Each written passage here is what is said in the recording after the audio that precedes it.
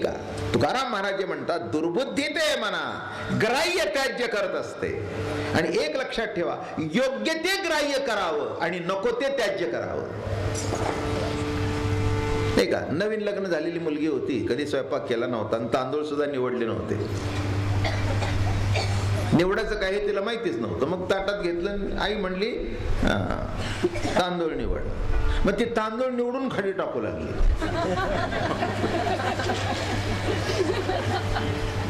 आई म्हणली काय करतेस? अगं म्हणली तूच म्हणलीस ना तांदूळ निवड, आता घे आणून म्हणली कपाळावर.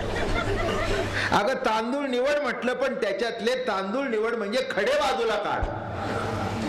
माझं बोलणं कळलं? कळायला पाहिजे की काय बाजूला काढायला पाहिजे. तसं दुर्बुद्धी आल्यानंतर काय बाजूला काढावं हेच कळत नाही. काय बाजूला काढावं हे कळत नाही. बाजूला जे चांगलं आहे ते दिसत नाही. पण लक्षात घ्या, महाराज म्हणतात दुर्बुद्धी ते म्हणा कदा नुपजो नारायणा. अजून एक गंमत सांगतो, त्याच्या विरुद्ध सद्बुद्धीचं सांगू. ज्ञानेश्वर महाराज ज्ञानेश्वरीतली दीपकळिका धाकुटी परी बहुतेजा ते प्रगटी तैसी सद्बुद्धी हे ठेकुटी म्हणू नये. ज्ञानेश्वर महाराजांचं भाषा सौंदर्य अलौकिक. दीपक कलिका धाकुटी, दिव्याच्या बारक्या ज्योतीला कलिका म्हटलं. काय म्हटलं मी? दिव्याच्या बारक्या ज्योतीला काय नाव ठेवलं? कलिका. दीपक कलिका, टेंबा निराळा. नाही का? टेंबा मराठी भाषेतले शब्द फार टेंबा मिरवत आहे. काय? आणि असा लाकडाला बांधून असं ते बांधलं असलं की नाही, टेंबा, पलिता. बरं का? ही त्याची नाव आहेत. मग आता मला सांगा, दीपक कलिका एवढीच अंधार होता संबंध खोलीमध्ये, पण एवढी दीपकलिका लावल्याबरोबर कामापुरतं सगळं घर दिसलं. तिकडे ठेवलंय, तिकडे ठेवलंय, तिकडे ठेवलंय. लाईट गेल्यानंतर बघा, नाही का? दीपकलिका धाकुटी परी बहुतेजा ते प्रगटी. तसं लक्षात ठेवा, किती जरी दुर्बुद्धी असली तरी संतांच्या संगतीमध्ये राम म्हणण्याची एकच दीपकलिका वाल्याच्या कोळ्याच्या जीवनामध्ये आली आणि त्याचा वाल्मिक ऋषी झाला. एवढीच किती किती तुम्हाला सुधारण्याकरता एवढीच कलिका पुष्कळ, आणि तुम्हाला पेटवण्याकरता एवढीच पुरेशी. पेटवायला सुद्धा एवढं लागतं काय? एवढं पेटवलं म्हणजे एवढं होतं. काय म्हटलं मी? केवढं पेटवलं? जेव्हा तुम्हाला शेवटी पेटवतात, तुम्हाला माहिती नाही, पण कोणाला तरी पेटवलंच असेल की नाही? जिथे पेटवतात तिथे गेलं तरी असाल का नाही का? मग ते पेटवतात कुठे? खाली. एक अर्धा तसा धाड धाड धाड धाड ठाड करावा देतो. चला कदम साहेब, काय झालं? कवटी फुटली म्हणजे कपाळ मोक्ष. त्याला काय शब्द आहे मराठीमध्ये? काय झाला? कपाळ मोक्ष. आता काही राहिलं, चला घरी. काय असं आहे महाराज. एक कलिका प्रकाश देते आणि एवढी छोटीशी कलिका तुमचं जीवन बर्बाद. तसं एक चांगला विचार माळ घालायचा. किती विचार? एक चांगला विचार जीवनामध्ये आला, माळ घालायचा, आयुष्य पालटलं. एक दुष्ट विचार, काय माळेनी बरं केले, तोडून टाकली, आयुष्य तुटलं. होतं बरं का? तुम्ही काळजी करू नका त्याच्यात. नको त्याची परीक्षा पाहायला जाऊ. विषारी साप आहे का बिनविषारी आहे हे चावून बघू नका. काय विषारी साप आहे का साधा आहे तुम्हाला त्यातली अक्कल नाही. चावलांत विषारी निघाला ना तर कल्याण होईल तुझं. तसं लक्षात घ्या, सद्बुद्धी दुर्बुद्धी. तसं कशाचं आसन घाल? सद्बुद्धीचे घालोनी शुद्ध आसन, सुंदर आसन. बसताना चांगल्या संकल्पाने बसावं. रावण यज्ञ करण्याकरता आसन घालतो, रामाला जाळण्याकरता. घातले की नाही? इंद्रजिताने सुद्धा यज्ञ केला, आसन घातलं. कशा करता? बैठकीवर बसला. सद्बुद्धीचा आसन आहे का? रामाला जाळून कसा टाकावा, त्याची बायको पळून कशी आणावी. फळ काय मिळालं? फळ काही नाही, सर्व कुटुंबाचा ऱ्हास झाला. लक्षात घ्या मी काय म्हणतो ते, की सद्बुद्धी दुर्बुद्धी अशा दोन्ही जवळ जवळ चालतात. तुमचं आयुष्य बघा की असं करता करता असं होतं, असं असं असं असं असं असं असं. सद्बुद्धी येता येता दुर्बुद्धी येते, दुर्बुद्धी येता येता सद्बुद्धी येते. आपल्या हाताखालचा नोकर असेल, एखाद्याला वाटतं की याला फासून टाकावा. आला विषय, काय वाटतं? याला फासून टाकावा. राम करू काम करत नाही. दुसरा म्हणला जाऊ दे ना, 2 पोर कळाय दे सोडून. कळ काय? दुष्टबुद्धी आली त्याच्यावर सद्बुद्धी. मी एक दृष्टांत देत असतो याच्याकरता. हे सुपारी घेऊन माणसं मारतात ना,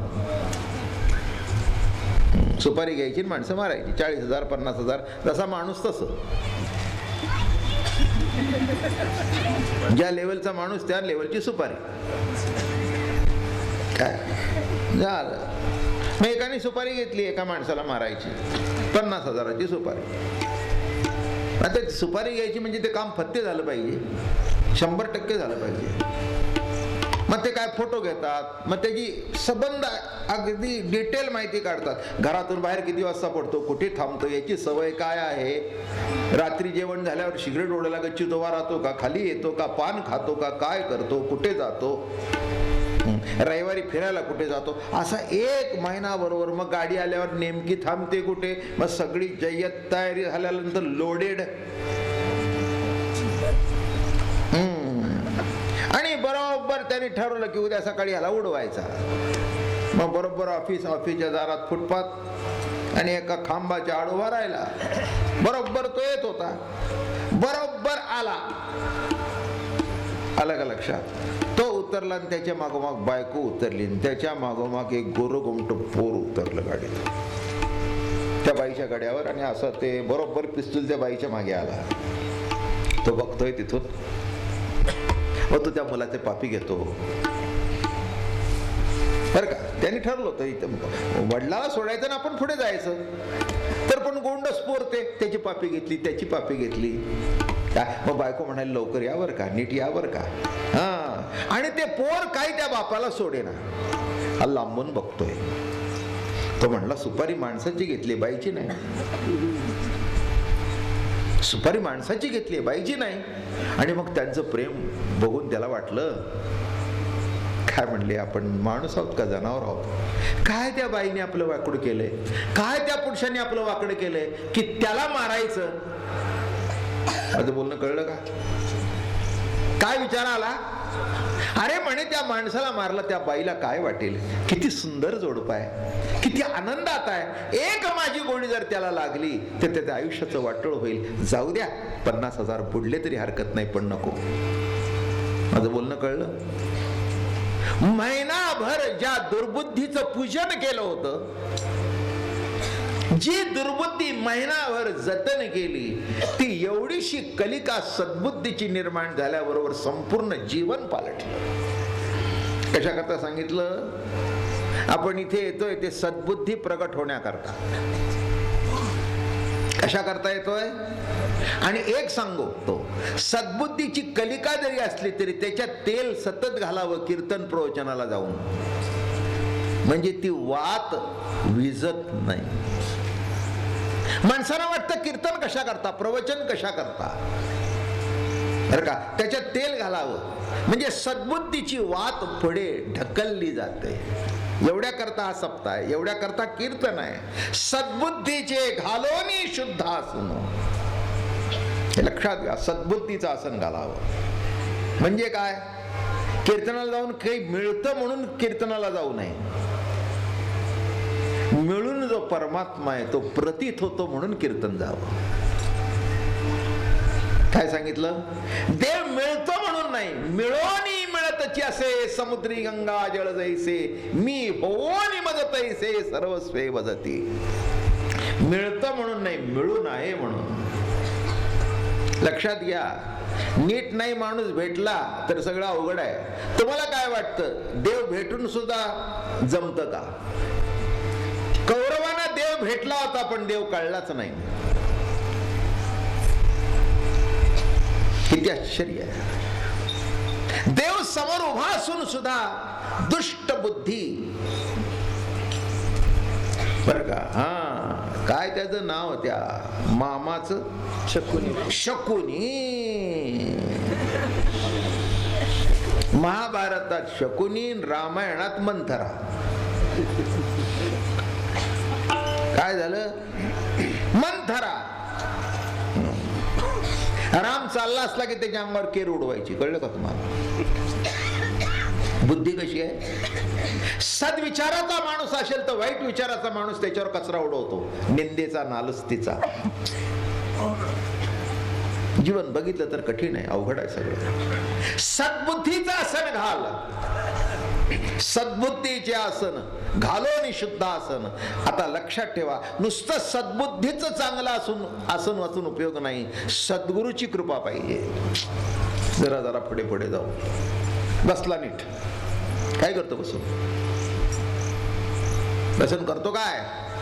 जागा चांगली आहे, छान आहे, पण सद्गुरूची कृपा नाही. कृपा असल्याशिवाय काही उपयोग नाही. जिन्नस सगळे चांगले आहेत पण करता आले पाहिजेत तर चांगले, नाही तर आहे त्याचं वाटोळ. काय कळलं? जिन्नस उत्तम, भाजी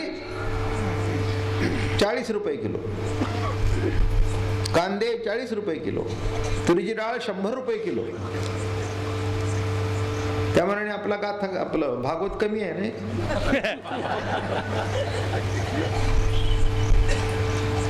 कुठच्या कुठे काय, कुठच्या कुठे भाजी 40 आणि कांदे 40. पूर्वी म्हणत होते कांदा भाकरी म्हणजे गरीबाचं अन्न, आता श्रीमंताचं अन्न झालं. कांदा खायचा म्हणजे श्रीमंत लागतो. हा, लक्षात ठेवा.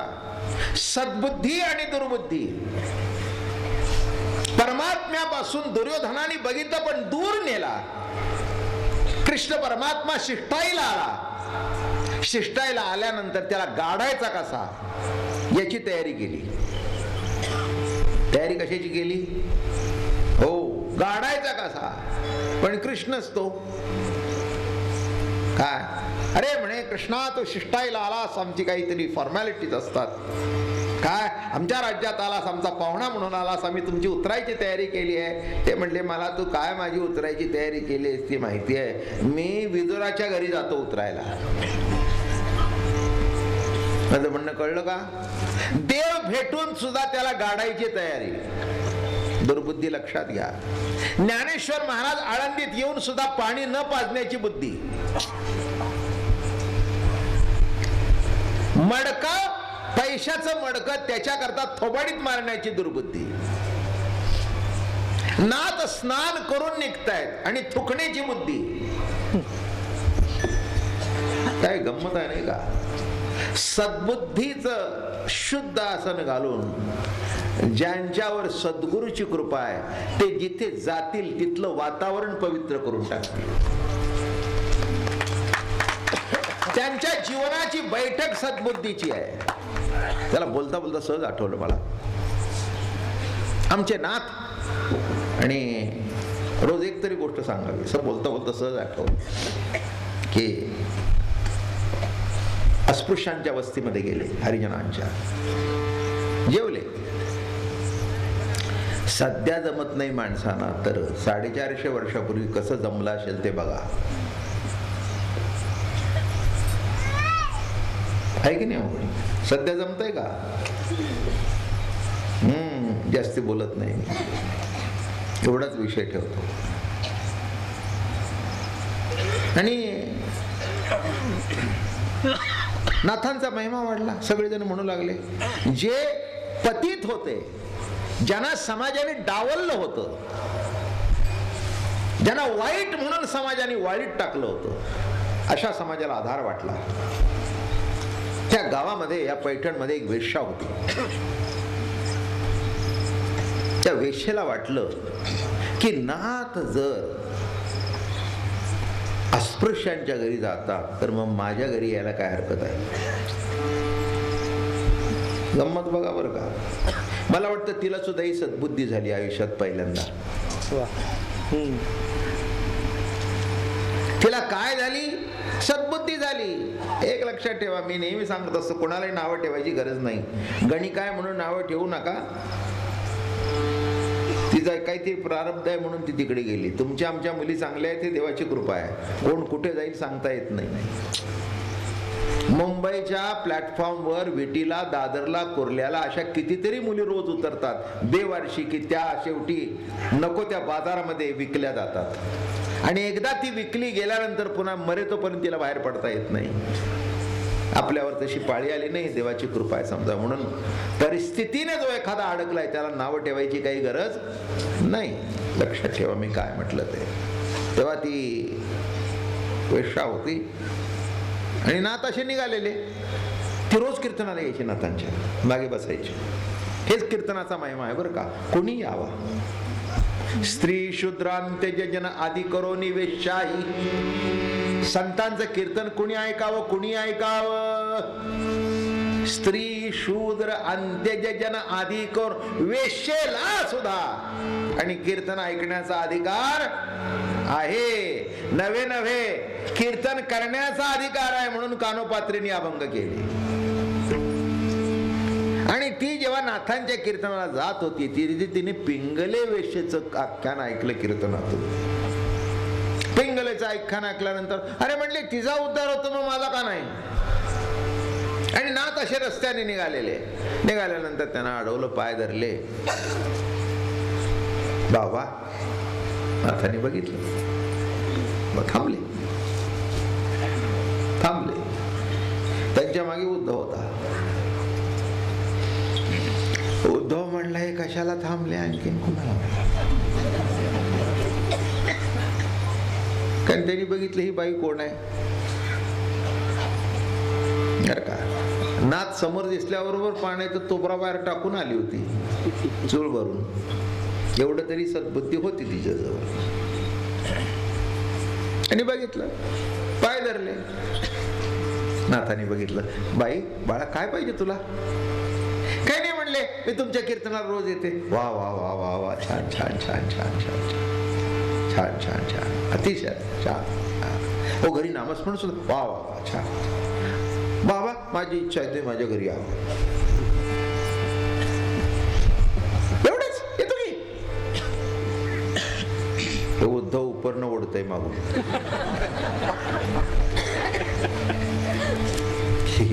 आतापर्यंत झालेल्या भानगडी कमी झाल्या म्हणून त्याच्यातली नवीन आणखी.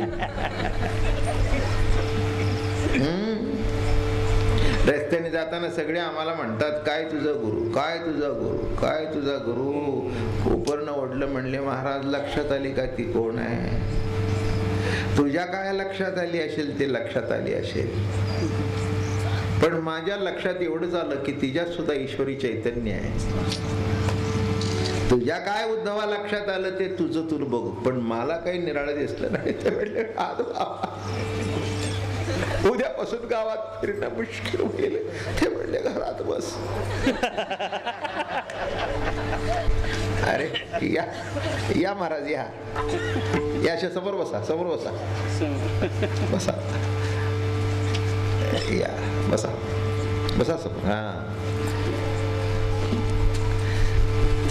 असा. गुरुकृपा निर्मळ भागीरथी, शांती क्षमा यमुना सरस्वती, अशी पदे एकत्र जेथे होती. स्वानुभव स्नान सहज मुक्त स्थिती हो. झाली संध्या संध्या माझा गेला अभंग 5 दिवस चालू आहे. आणि आत्ताच तुमची मला आठवण झाली कारण त्याच्यात एक कडवं आहे. वरी सद्गुरूची दया परिपूर्ण. तुम्ही म्हणला ना शब्द शोधा कुठे कुठे आहेत.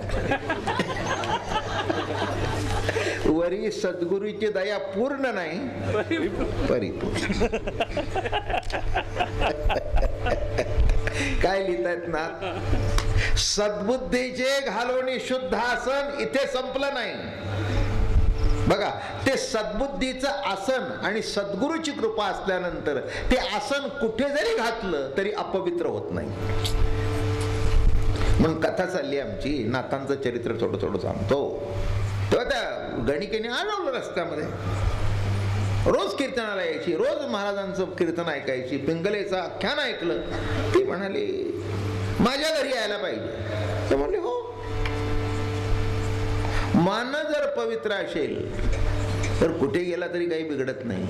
मन अपवित्र जर असेल, एक सांगू का, बहीण भाऊ सुद्धा मन जर अपवित्र असेल तर स्त्री पुरुष दिसतील.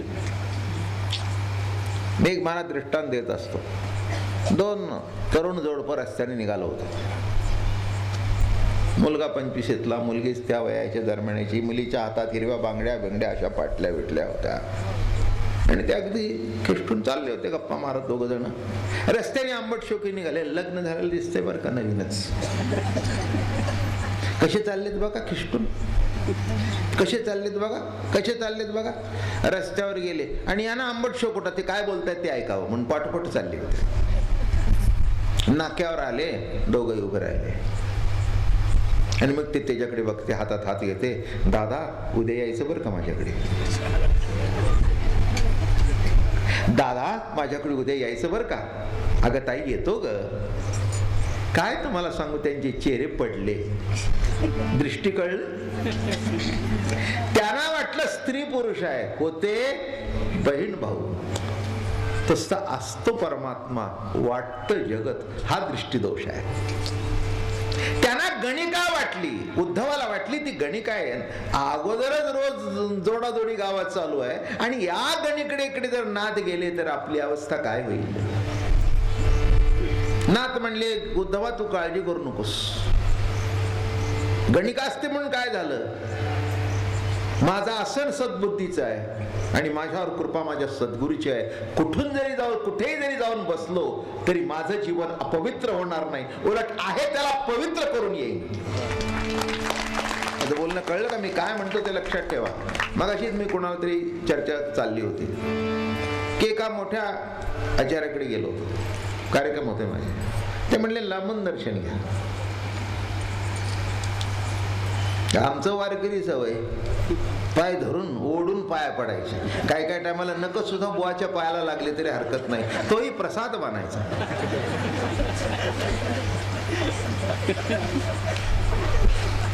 ही सवय.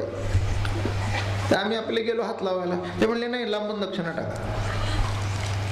मग मी त्यांना विचारलं, आता काय आमचं स्वभाव, मी त्यांनाच विचारलं, महाराज आमच्या वारकरी संप्रदायामध्ये पाया पडावे हे माझे भांडवल आहे, पायावर आम्ही डोकं ठेवतो, तुम्ही आमच्या पायावर डोकं का ठेवून देत नाही. मी आपला साधा कीर्तन करायला वारकरी आहे, तुम्ही मला का कीर्तनाला उभा होता. इगतपुरीला घडलेला प्रसंग. तुम्ही माझ्या कीर्तनाला होता, का तुम्ही असं करता, मला पायावर डोकं ठेवत नाही. ते म्हणले तसं नाही आहे. ते मग ते म्हणले आमचा शिष्य सांगेल. ते म्हणले असं असतं, लोक अपवित्र फार असतात, त्यांचा अपवित्रपणा कदाचित स्पर्शाने शिरण्याची गरज आहे. म्हटलं म्हणजे तुमचं पावित्र्य इतकं लंगड आहे का की कोणी अपवित्र शिवला की तुम्ही एकदम अपवित्र व्हावं. मग तुमचं पावित्र्य आमच्यात का शिरू नाही. ते म्हणले या बाबा महाराज.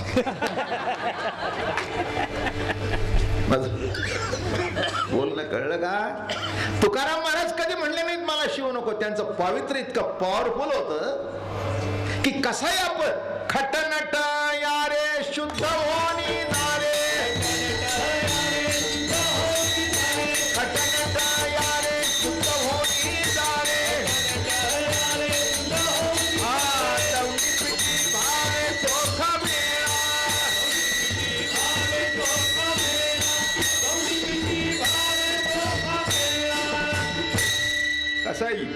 कसाही येऊ दे, चिंता करण्याचं काही कारण नाही.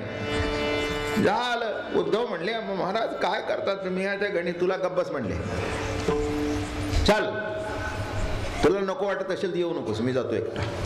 आता काय करावं. गेले बसले बिसले तुझ्या घरामध्ये. हो मस्त.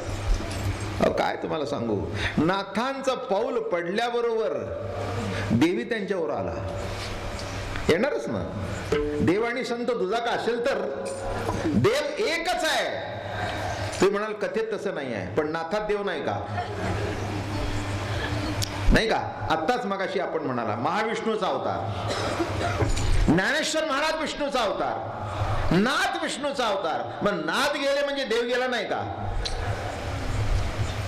संगतीच आहे की त्याची. नाथ गेल्याबरोबर त्यांनी पूजा बिजा केली, नाथांना जे दिलं ते नाथाने खाल्लं.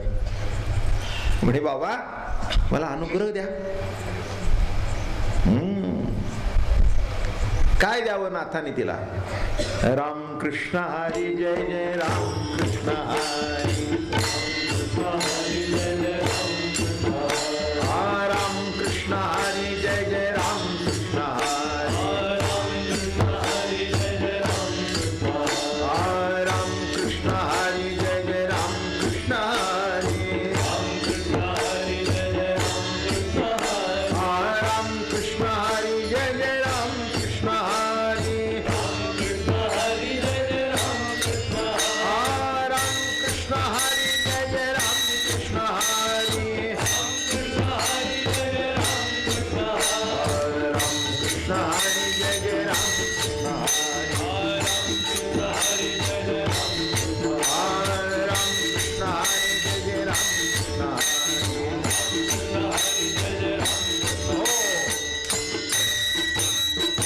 संत मुखातून कृपा झाली तिच्यावर. रामकृष्ण हरी मंत्राचा जप प्राप्त झाल्याबरोबर सद्गुरु जीवन पालटलं. हो का दुराचारी विषयी असक्त, हो का दुराचारी विषयी असक्त, हो का दुराचारी विषयी असक्त, हो का दुराचारी विषयी असक्त. संत कृपे त्वरित उद्धरती,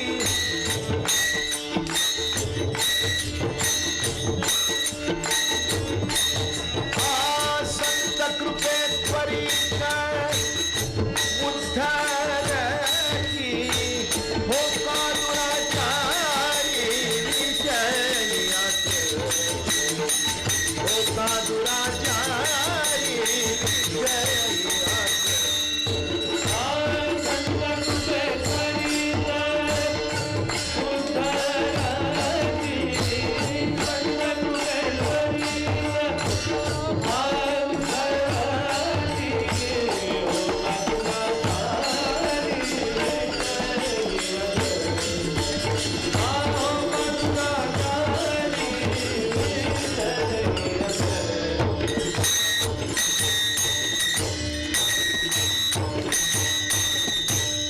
दुराचारी विषयी असक्त संत कृपे त्वरित उद्धरती. काय ताकद आहे बघा. नाथांच्या चरित्रातून आपल्याला हेच बघायला मिळतं. सद्बुद्धीचे घालवणे शुद्ध आसन, वरी सद्गुरूची दया परिपूर्ण. परिपूर्ण दया, नुसती अपूर्ण नाही. पूर्ण दया असेल तर पोरं बाळ होतील, धंदा नीट चालेल, आणि परिपूर्ण दया असेल तर पांडुरंगाचं दर्शन होतं. त्याने जो परिशब्द लावलाय तो पूर्णत्वाला परिसच आहे तो, नाही का? शेवटी परिसस्पर्श म्हणतात त्या शब्दाचा अर्थ काय, नाही का? पूर्ण आहे, पण त्या पूर्णाला परिसस्पर्श जर सद्गुरु कृपेचा झाला तर जीवन संपूर्ण पालटून जातं. कानोपात्रा गणिका अभंग कीर्तनात म्हणतो आम्ही. वारकरी संप्रदायाची क्रांती बघा ही केवढी आहे. धन्य कानोपात्राची झाली भाग्याची, आणि भेटी झाली ज्ञानदेवाची म्हणून. या ज्ञानेश्वर महाराज म्हणाले नाही की कानोपात्रा अशी आहे नम तशी आहे, नव्हे, तिचाही उद्धार झाला. धन्य कानोपात्राची झाली भाग्याची. का भाग्याची झाली? भेटी झाली ज्ञानदेवाची म्हणून. या लक्षात घ्या मंडळी, सद्बुद्धीचं आसन घाला. काय? पहिल्यांदा संतांच्या घरामध्ये आल्यानंतर जे संत सांगतात रामकृष्ण हरी नामाचा जप कर. रामकृष्ण हरी नामाच्या जपाने आपली बुद्धी स्वच्छ होते. हे बघा, घाणेरड्या कागदावर काही लिहिलं जात नाही. लिहायचा असेल तो कागद सुद्धा स्वच्छ असावा लागतो बर का.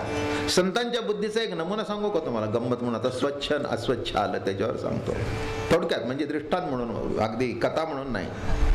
जेव्हा ते चांगदेवाचं पत्र घेऊन आले, कुणाकडे? ज्ञानेश्वर महाराजांच्याकडे आळंदीला आले ते पत्र घेऊन. पत्र घेऊन आल्याबरोबर तो ब्राह्मण सकाळी उभा होता, हे भिंतीवर बसले होते. ते पत्र आलं घेऊन, बघितल्याबरोबर निवृत्तीनाथाने ते हातात पत्र घेतलं, बघितलं, ते काहीच बोलले नाही. त्याने आपली घडी गेली, काकांच्या जवळ दिली. काकांनी बघितले, ते म्हणले हेड ऑफिस बोलत नाही तर. ज्ञानेश्वर महाराजांनी बघितलं, त्यांनी उघडून बघितले.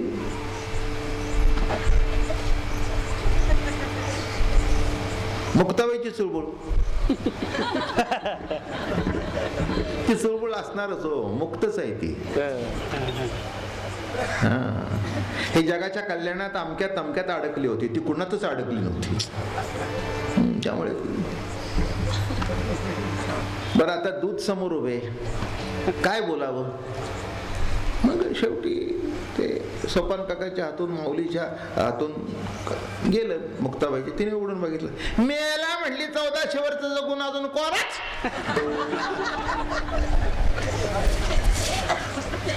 ते समोर उभे होते, त्यांनी माना खाली घातले. संत सांगतो काय मजा आहे. हात ठेवला, मुक्ता असं बोलू नाही बाबा, अगं कोरं म्हणजे स्वच्छ.